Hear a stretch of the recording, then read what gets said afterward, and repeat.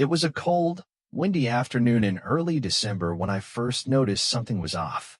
It wasn't the weather, though. A snowstorm had been making its way across the country for days, transforming Dallas-Fort Worth International Airport into a cacophony of delayed flights, frustrated passengers, and the constant buzz of announcements overhead. It was the dog. Luna, my partner, the German shepherd with eyes that seemed to see into the very soul of a person, was acting strange. I could feel it before I even saw her tense up. There was this shift in the air, a quiet change in the way she moved. Her ears perked, eyes locked onto something or someone across the terminal. The way she carried herself, like she was watching a predator approach, but I couldn't see anything out of the ordinary. I shifted my gaze, following Luna's line of sight. It was a woman, probably in her early 30s, dressed in a designer jacket and carrying an infant wrapped in a soft blue blanket.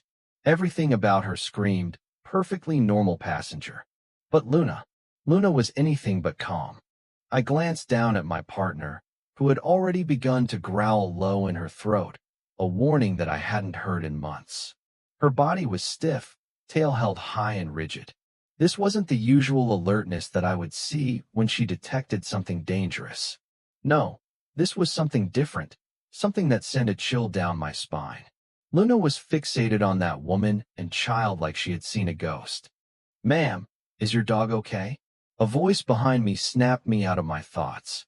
It was Super VY Sir Martinez, his brow furrowed, concern etched across his face as he looked at the growing scene around us. He wasn't the only one noticing. Passengers were starting to edge away, casting glances at the woman and the commotion Luna was causing. I was about to respond, but then it happened. Luna's growl escalated into a series of sharp barks, each one more insistent than the last. The sound echoed through the terminal, louder than the overhead announcements. People started pulling out their phones, filming the scene as the barking became unbearable. My face flushed red in embarrassment. I could feel all eyes on me, but something told me this wasn't just a random outburst. "Luna, stand down," I ordered, my voice sharp. The dog stopped barking, but her body remained tense, still locked on the woman with the baby. That's when it hit me. I had seen this before, years ago. The same exact pattern. The same intensity. I had seen Luna react this way to a woman who had been hiding something. Something dangerous. The woman's face had shifted from confusion to alarm in an instant. She clutched the baby closer to her chest, her eyes darting toward the nearest exit. Her hands were trembling slightly, and despite her calm voice, there was something in her eyes, a flicker of fear. I could see it, just barely. "I'm so sorry about this," I said, trying to sound as reassuring as possible. I knew my voice didn't quite mask the unease I felt. I tightened my grip on Luna's leash as she tugged forward, her barking replaced with a deep, high-pitched whinny sound I recognized only too well. This wasn't normal behavior. It was like Luna was trying to warn me about something much bigger than I could see. "She's normally extremely well-behaved," the woman said, her voice faltering. "I don't know what's gotten into her." But her words didn't match her actions. She was backing away from us, slowly, as if trying to distance herself from Luna. And that baby still as a statue, never moving. Not even a twitch in the midst of all the barking.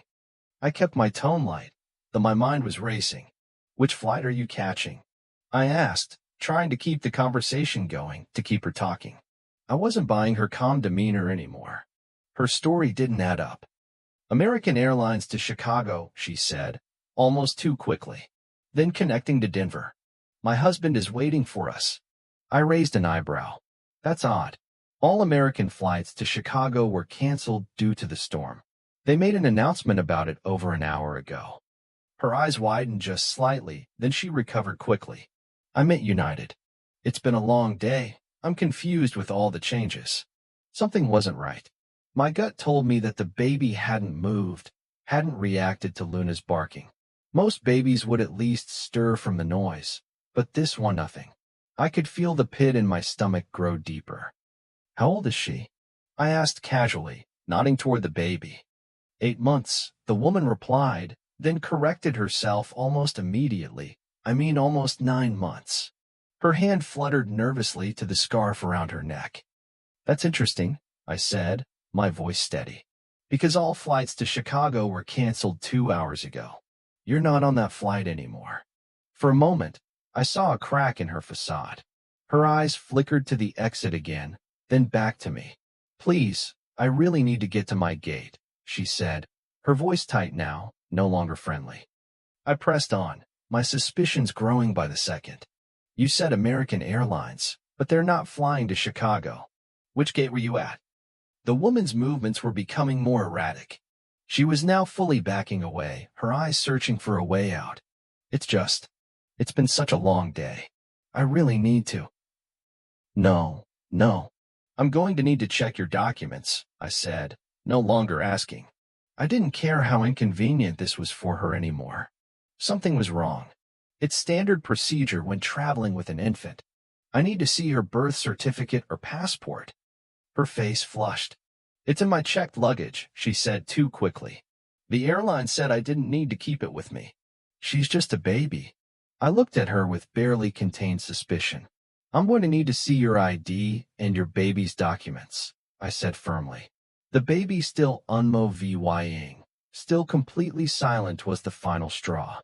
I wasn't letting her walk away without answers. I guided her to a quieter part of the terminal, away from the chaos of stranded passengers, still within VYEW of security cameras. Luna remained fixed in place, her focus unwavering. As the woman fumbled for her wallet, I couldn't help but notice how new and polished everything about her seemed: the purse, the ring on her finger that didn't show the usual wear. It all screamed fake. And when she pulled out her ID, the picture matched, but something was off about the security features. The hologram didn't catch the light right. "I'm Catherine Winters," she said. "And this is my daughter, Emma." "Emma," I repeated, filing the name away as I glanced at her documents. "Your ID says Ohio. This license was issued 14 months ago. That's unusual. It doesn't look worn at all."